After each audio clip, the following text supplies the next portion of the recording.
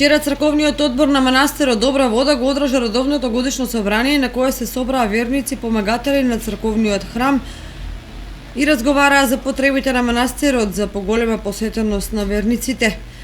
Меѓу верниците на годишното собрание на манастирот Добра вода во Оризаре присуствуваше и градоначалникот на општина Кочање Николчо Илиев.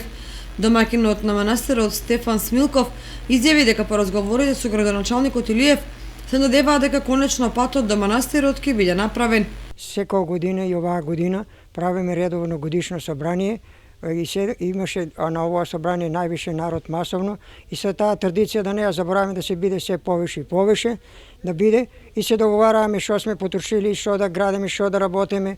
Исто сега речевме дека да го направиме манастирчето да го средиме и беше градоначалникот тука дојде на општина Кочање Николчо Илиев дека асфалтопато за кратко време за овие денове ќе биде почнат, а ќе го гради фирма од Скопје Бетонле и за тоа кратко време ќе има пат и може верниците слободно си доаѓаат на ово место.